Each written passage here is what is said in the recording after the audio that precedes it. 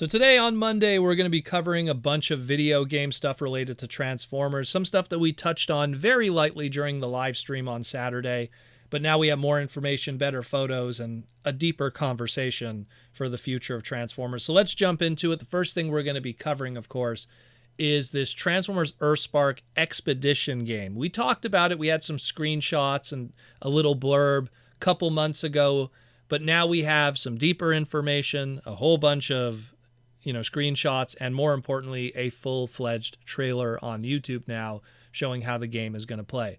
This is going to be available for multiple systems: Xbox One, the PS4, the PS5, Nintendo Switch, and PC. So usually when you have that much cross-platforming, the old saying goes, in situations like this, it's only as good as its weakest link, which probably in this case would be the Nintendo Switch. And we're not going to get some War for Cybertron, Fall of Cybertron complexity or storytelling or anything. This is a licensed game done by Outright Games, who deals in licensed games and only licensed games. And they're in that $39.99 price point, so they're low-budget licensed games. Budget titles, if you will. We got kind of spoiled as fans. We kind of have this expectation now, since we got the War for Cybertron, Fall of Cybertron from Activision. We have these expectations of these big, bombastic Transformer games with multiple characters and different environments and customization and everything. And this one here, well, it sounds like you just get to play as Bumblebee, and only Bumblebee. No Decepticon Autobots, just Autobot Bumblebee.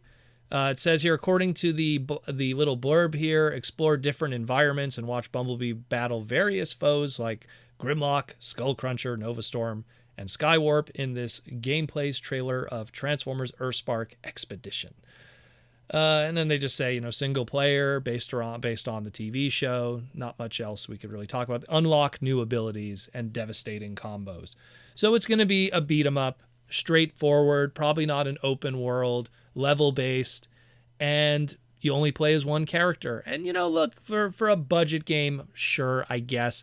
It's probably because, us now, we used to have a time where Transformer games were very simple or non-existent, where we did play as only one character. But now we live in a world where, we've seen what Transformers can be when you really put your mind to a video game, and when you have a huge, amazing cast of colorful characters and amazing environments and customization and just the beauty that is Transformers as a whole, as a brand. And then you see video games, which are probably the most important platform for Transformers in the future, and stuff like this comes out, doesn't really help.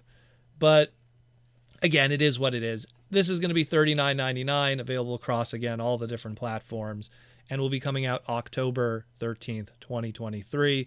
So very soon. Hopefully it's a good game, but it's not going to be something that's going to rewrite what we think of when we think of Transformers and video games. Hopefully we'll see something better for maybe some of the other Transformer games we talked about that are kind of still quiet right now. But we'll see what happens with that in the near future. The second thing we're going to be covering is we saw some early licensing and trademarking and patents that were put out, and now we finally see the actual images of this, of the PDP, officially licensed Transformers Optimus Prime video game controller. So PDP, the controllers that they do controllers for Xbox and they do controllers for the Nintendo Switch. They're usually these translucent controllers that have a little 3D figurine or 3D figurine head embedded in it. It's just a nice fancy controller. And we get our first look of the Transformers one, which is going to have a very G1 Evergreen style Optimus Prime head on the left side of it, along with a sticker of, or at least a tampograph, I guess, of Megatron and a G1 Evergreen style barricade on the right. This is a Switch controller. We don't have a price, but judging by the fact that it has a cord on it, they come in two styles, this company, with their Switch controllers. They come with a wireless style that's $59.99, and they come with a wired style that's $39.99. Considering this one has a wire here, this is probably in the $39.99 price point. So if it's something that interests you, you want to have a semi kind of pro controller for your Nintendo Switch, and maybe, again, to play Transformers Earthspark here. This is going to be coming out October 13th also. So pretty good timing. They both come out on the very same day. I wonder if that was done on purpose. We'll get some more images and information in the future, maybe as the week progresses. But pretty cool looking. Although they call it the Optimus Prime controller, and while it does have Optimus Prime's head on it, it has Megatron and, barricade stickers all over it. So I don't know. Maybe because it's red too. Anyways, and the last thing we're going to talk about is Hasbro and its CEO Chris Cocks recently did a fireside chat with their investors and talking with the Goldman Sachs Communica and Technology Conference. And not much was really Transformer related in this conversation. A lot of it is just talking about their investors and everything. But one thing that did come up that was worth mentioning for us here is they're really focusing on digital games for the future. Hasbro is really focusing on the gaming division and licensing out their brands and stuff. They just made a mention about how they recently licensed out, and the trailer came out for the G.I. Joe Wrath of Cobra game, which was this, 2D beat 'em up that's kind of in the same, style of what the Ninja Turtles Shredder's Revenge game is that just recently came out. That's really good, by the way. So it's kind of that similar style and everything, and is going to be part of the Hasbro Retro Arcade, which is a new initiative that they're going to be doing, which is focusing on a bunch of their big name brands and doing digital games in relation to that. And we have here a bit of a quote here from Chris Cocks himself, and this is what he has to say. And it's kind of rough what he says because he's all over the place.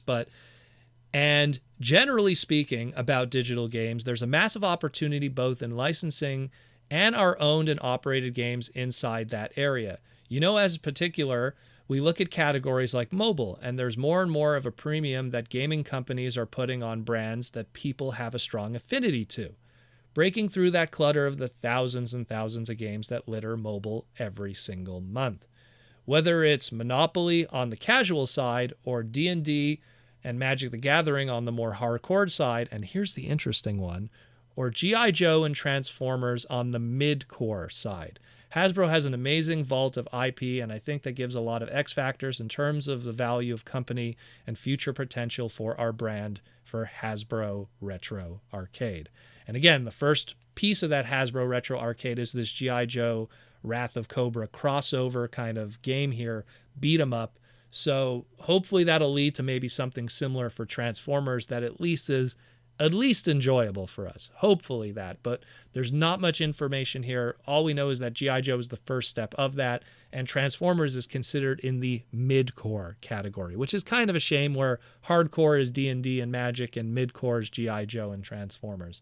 But hopefully that'll mean something more maybe in the future. But let me know what you think. Again, there's just a lot of weird stuff going on right now with Hasbro, and we'll see what's happening. But games are very important to the Transformer brand because it's going to be, in my opinion, a big part of the evolution of Transformers and how it's going to survive in a retail world where kids don't care much about toys anymore, but they definitely care about video games. And if you put Transformers in video games, then you could still continue to move toys, much like how something like Among Us or Fortnite could also be moving action figures because they were video games first that were resonating with children. Even something like Minecraft. Anyways, guys, let me know what you think. This is, again, some stuff I just kind of wanted to put out there, and you guys let me know what you think. Take care, and we'll talk again real soon here on the Transformers Slag podcast.